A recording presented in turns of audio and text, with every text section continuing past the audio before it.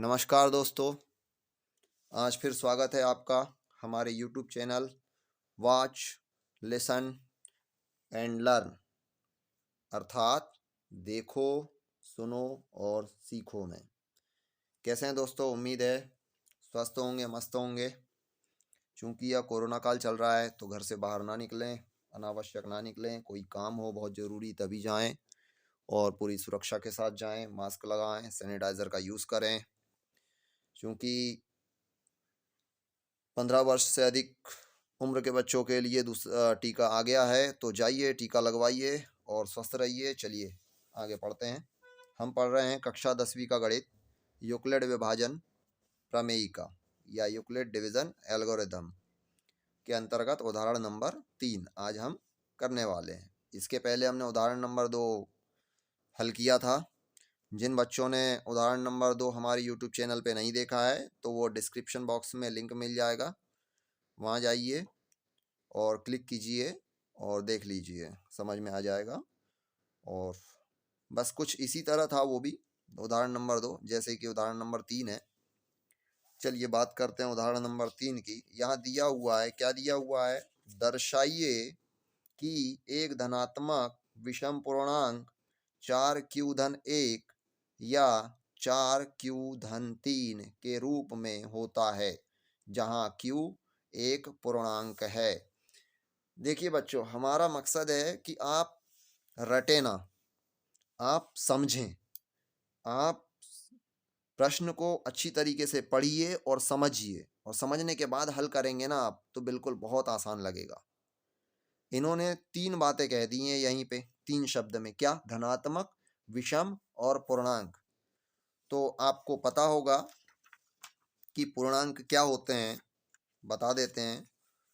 पूर्णांक आपके 0 से प्रारंभ होते हैं और अनंत तक जाते हैं धन में, और ऋण में भी अनंत तक जाते हैं, है ना? आपको पता होगा ऋण 1, ऋण 2, ऋण 3 ऐसा ही अनंत तक जाते हैं। चूंकि इन्होंने क्या कहा? धनात्मक, मतलब स्पष्ट है कि इधर के मान ही है। लेकिन विषम पूर्णांक है, धनात्मक तो है लेकिन विषम है, तो विषम कौन कौन से होंगे? 1, 3, 5, ये होंगे हमारे विषम धनात्मक पूर्णांक। ठीक है। जहां q एक पूर्णांक है तो q का मान क्या होगा? स्वाभाविक सी बात है, जब आपका 4q-1 धनात्मक विषम पूर्णांक है तो q का मान भी धनात्मक ही होगा। ठीक है, मतलब ऋणात्मक नहीं होगा, इधर ही आएगा मान। ठीक है, तो चलिए हल करते हैं। सबसे पहले हम लेंगे यूक्लिड विभाजन प्रमेयिका से। यूक्लिड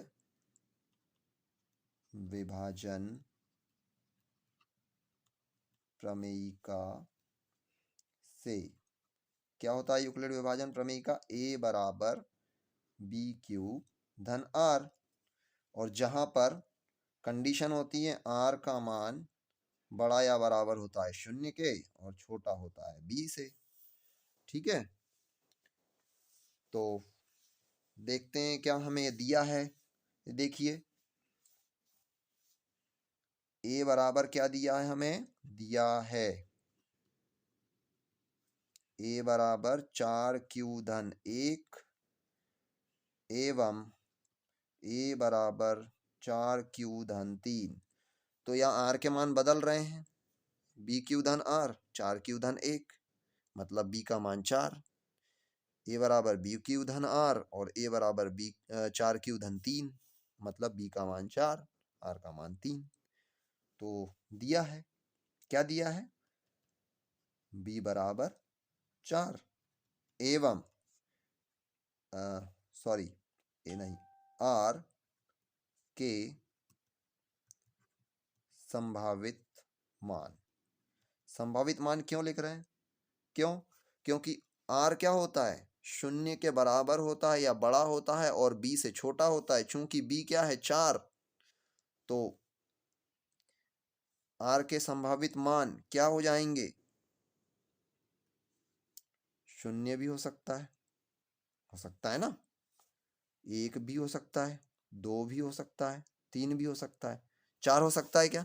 नहीं, क्योंकि 4 तो बी का मान है, इसलिए 4 नहीं हो सकता। तो आर के संभावित मान क्या मिल गए हमें?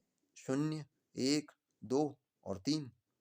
बस यही आर के मान यूक्लिड विभाजन प्रमेयिका का जो सूत्र है हमारा, इसमें रख दीजिए उठा के आप। इसलिए ए के मान, ए बराबर बी का मान आपके पास 4 है, गुणित क्यू का मान आपके पास नहीं है तो क्यू ही रहेगा, धन आर का मान 0 रख दीजिए। तो क्या मिल गया? 4Q। इसमें से आप 2 कॉमन निकाल लीजिए तो 2Q बचेगा। ये क्यों कॉमन निकाल रहे हैं हम आगे बताएंगे आपको, ठीक है। ए बराबर 4 तो है ही, 4Q धन आर का मान अब 1 रख दीजिए। इसी तरीके से ए बराबर 4Q धन आर का मान 2 रख दीजिए। यहाँ पे भी आप 2 कॉमन निकाल लीजिए तो 2Q धन 1 बचेगा। क्यों? 2 दूनी 4, 4Q और 2 एकम 2, है ना। इसी तरीके से ए का मान और एक है हमारे पास में 3, तो 4Q धन 3। तो हमें क्या क्या मिल गया? ए के मान, ए के मान मिल गए हमें 4Q धन 3, ए का मान मिल गया हमें 4Q धन 1 और ए का मान मिल गया हमें ये वाला, है ना, और एक ये वाला। अब यहाँ समझने वाली बात ये है, इन्होंने कहा गया है कि भाई हमें क्या दर्शाना है? धनात्मक विषम पूर्णांक जो है 4Q धन 1 या 4Q धन 3 के रूप में होता है। तो हमारे पास तो 4 मान आए हैं। एक हमारे पास में ये 4Q आया है, मतलब ये एक हमारे पास में 4Q धन 1 है, और एक मान हमारे पास में ये 4Q धन 2 है, मतलब ये वाला, और एक ये है। तो इन्होंने तो यही बात किया था, लेकिन हमारे पास तो ये और ये दोनों मान आए हैं ना, ये भी आए हैं। तो ये क्या है भाई? 4Q 2 से भाग हो जाएगा, इसमें 2 दूनी 4, ये 2 बार चला गया भाग, तो ये विषम पूर्णांक है क्या? नहीं, ये है सम पूर्णांक। 4Q धन 2 ये धनात्मक विषम पूर्णांक है क्या? नहीं। क्यों? क्योंकि इसमें भी 2 का भाग चला जाएगा, ये 2 कॉमन निकल गया ना, इसमें 2 का भाग देंगे तो 2 का भाग चला जाएगा, तो ये कहाँ से हुआ? नहीं। तो फिर है क्या? एक ये और एक ये, यही तो है उनका कहना भी था। तो इसीलिए हम इसका आंसर लिखेंगे। क्या लिखेंगे उत्तर में आप? चलिए लिख के बताइए, लिख के बताते हैं, ठीक है। सॉरी,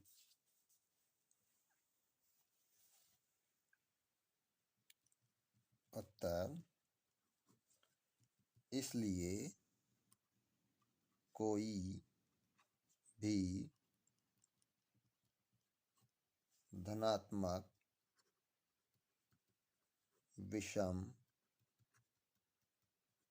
पूर्णांक 4Q धन 1 या 4Q धन 3 के रूप का होता है, ठीक है। इसके पहले आप ये भी लिख सकते हैं, लिखना है आपको, क्या लिखना है कि चूंकि a बराबर 4Q और a बराबर 4Q धन 2 से विभाजित होता है, इसलिए ये दोनों धनात्मक समपूर्णांक है। अतः कोई भी धनात्मक विषम पूर्णांक 4Q धन 1 या 4Q धन 3 के रूप का होता है।